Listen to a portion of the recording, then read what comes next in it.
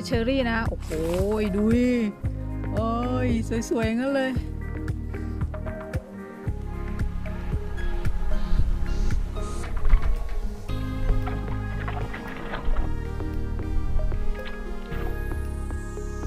หลังฝนตก3 วันนะคะดูโอ้ยมะเขือเทศละลานตามากเลยแบบโอ้โห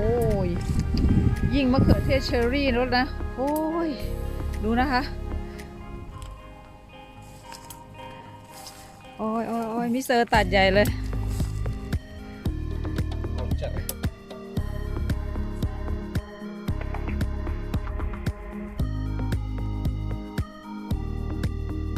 อุ้ยดูมิสเตอร์ทำอะไรเนี่ยจะแอบกินมะเขือเทศอะ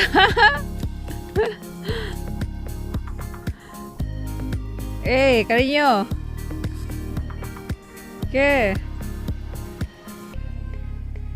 เอามิสเตอร์กินมะเขือเทศสดเลย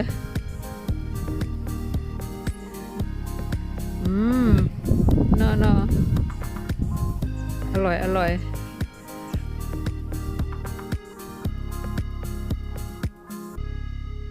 เขือเทศเชอรี่ค่ะใหญ่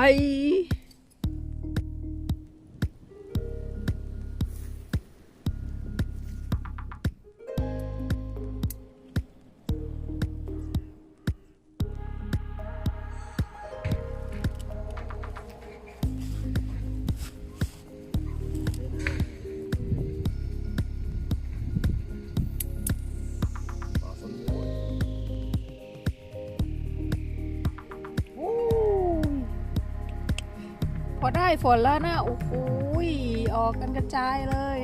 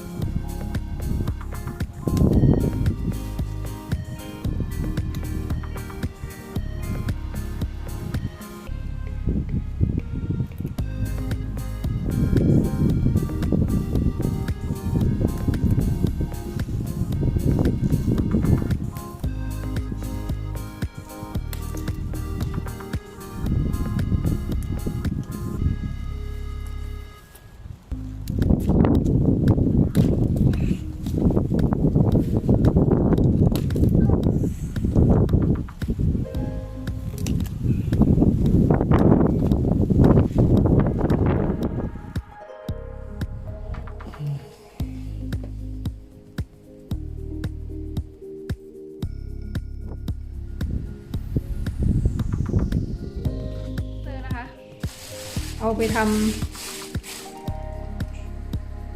แบ่งไปให้พ่อมิสเตอร์นะคะเอาไปทำเขาเรียกอะไร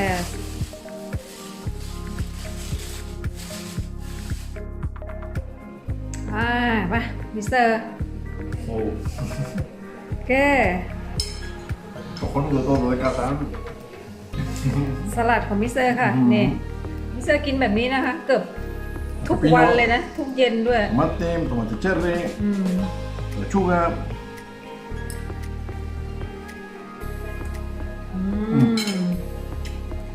rico rica eso todo entra aquí bueno pelado